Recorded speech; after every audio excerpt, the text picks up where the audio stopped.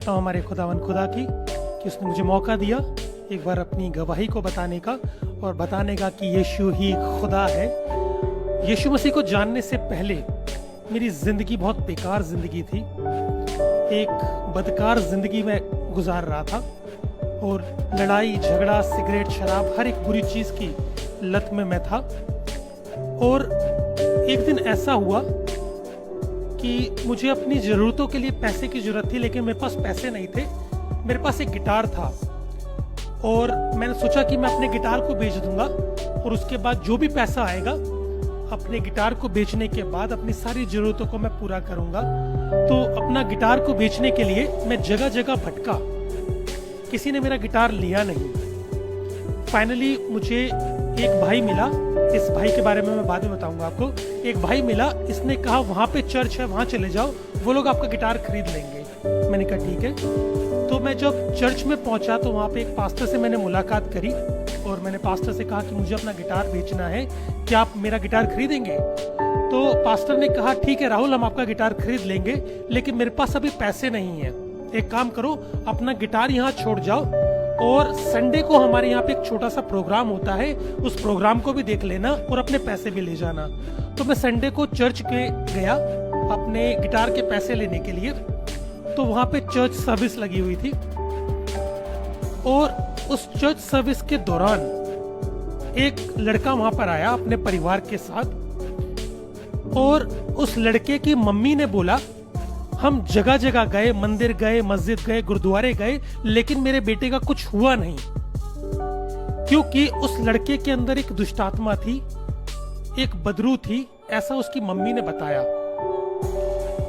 तो जो पास्टर थे उन्होंने कहा आपका बेटा बिल्कुल ठीक हो जाएगा, लेकिन शर्त यह है आपको प्रभु यीशु मसीह को धन्यवाद कहना पड़ेगा आपके बेटे के ठीक हो जाने के बाद।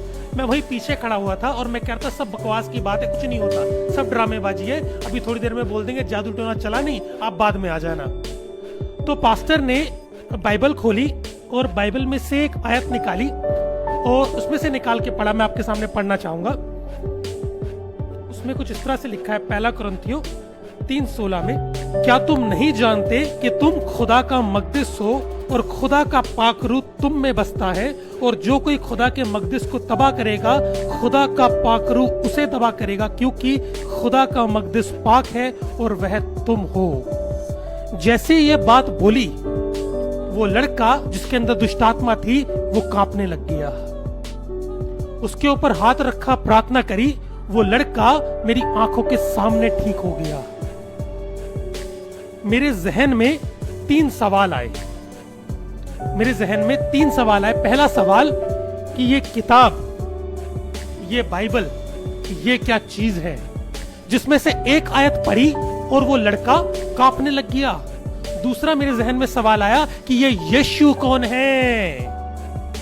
ये यीशु कौन है जिसके नाम से प्रार्थना करी और वो लड़का मेरी आंखों के सामने ठीक हो गया? ये यीशु कौन है? तीसरा सवाल मेरे जहन में आया, वो जो लड़का जब अंदर आया था उसकी टी शर्ट पर यहाँ पे एक हिंदू देव बना हुआ था, कोई हिंदू परमेश्वर बना हुआ था। तो मेरे जहन में सवाल आया, अगर ये परमेश्वर है जो इसकी टी शर्ट के ऊपर बना हुआ है, तो इसके अंदर दुष्टात्मा क्या कर रही है? इस 3 सवाल ने मुझे परेशान कर दिया। इस 3 सवाल को लेकर के मैंने अपनी रिसर्च करनी शुरू करी। मैंने बाइबल को पढ़ना शुरू किया और मैं बाइबल को पढ़ता चला गया तो मैंने जाना कि बाइबल सच्चे परमेश्वर का वचन और यीशु सच्चा खुदा है जिसने इस पूरी कायनात को बनाया। थोड़े टाइम के बाद मैंने अपने दिल में प्रभु यीशु मसीह को बुलाया। मैंने अपने लिए प्रार्थना कराई। जैसे कि मैंने बताया, मैं सिगरेट और शराब की लत में था।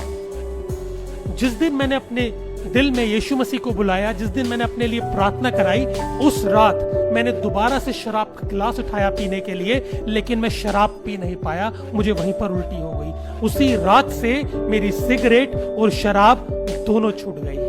आज इस बात को 10 साल से ऊपर हो गया है, मैंने सिगरेट और शराब को दोबारा हाथ नहीं लगाया। मैंने कहा था कि मैं उस लड़के के बारे में बाद में बताऊंगा, जिस लड़के ने मुझे चर्च का रास्ता दिखाया, जिसने मुझे कहा कि वहां चले जाओ, आपका गिटार बिक जाएगा।